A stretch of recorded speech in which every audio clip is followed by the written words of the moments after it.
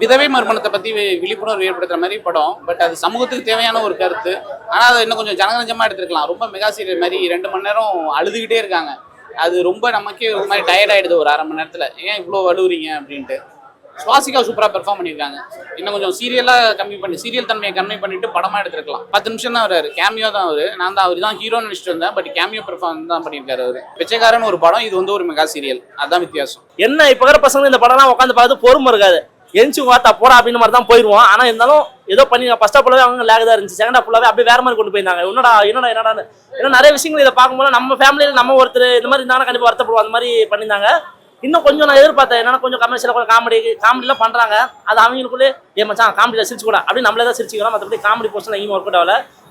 பிஜிஎம்மும் சரி எங்கேயுமே பெருசாக கனெக்ட் ஆகல. ஓகே ஏதோ பண்ணியிருக்காங்க அவ்வளோதான் அப்படின்னு மாதிரி தான் இருந்துச்சு. மற்றபடி ஓகே ஒன் டைம் ஆச்சு. அதான் என்னன்னா கல்யாணம் ஆகி சில விஷயத்தால புருஷன் விட்டு ஓடிடுறான், இல்லை அபீட் ஆயிடுறான், ஏதோ இறந்து போயிடுறான் அப்படின்னு மாதிரி இருக்கும்போது நம்ம மறுமணம் பண்ணிக்கலாமா வேணாமான்ற ஒரு விஷயம் தான். ஏன்னா வில்லேஜ் சைட்லாம் பார்த்தீங்கன்னா அதுக்கு ரொம்ப எதிர்த்து தெரிவிப்பாங்க.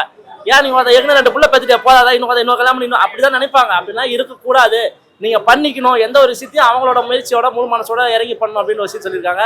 அதெல்லாம் கிளைமேக்ஸ் ஒரு லாஸ்ட் ஒரு 1/2 கூட ரொம்ப நல்லா இருந்துச்சு. விஜயாண்டனி வர எங்கடா விஜயாண்டனி படம்ன்றாங்க. அவனை காணுமேனு பார்த்தோம். இருந்தாலும் வராரு சாரி அவனன்ட்டேன். அப்புறம் அதுக்கு ஏதோ ஒரு பிரச்சனை கிளப்பாங்க. நல்லா இருந்துச்சு படம். கண்டிப்பாக பார்க்கலாம். பிச்சைக்காரனுக்கு இதுக்கு சமமேல தலைவா. பிச்சைக்காரன் படம் எல்லா விஷயத்துலையும் எல்லாருக்கும் பிடிக்கிற மாதிரி இருந்துச்சு. காமெடியாகவும் சரி, ஒரு சில போர்ஷனாகவும் சரி, ஃபைட்டாகவும் சரி, எல்லாமே நல்லா இருந்துச்சு. சாங்கும் சரி, இதில் எதுவுமே இல்லையா. ஒரு சில போர்ஷனை மட்டும் வச்சு அதை மூவ் பண்ணிக்கிறாங்க. நானும் ட்ரெயிலெல்லாம் பார்க்கும்போது ஆடியோ லஞ்ச்லாம் போகும்போது என்னடா பில்டப் இப்படி பண்ணிக்கிறாங்க. படம் ஒரு தரம் அப்படின்னு நினச்சி வந்தா நான் ஒன்றுமே இல்லை. ஏதோ ஒன் டைம் ஆச்சு. சாமி படம் ஒரு 40+, 50+, 80+ கூட வந்து பார்க்கலாம். மற்றபடி இந்த 15+, 20+லாம் கண்டிப்பாக உட்கார முடியாது. ஏன்னா அவங்களாம் பொறுமை இருக்காது.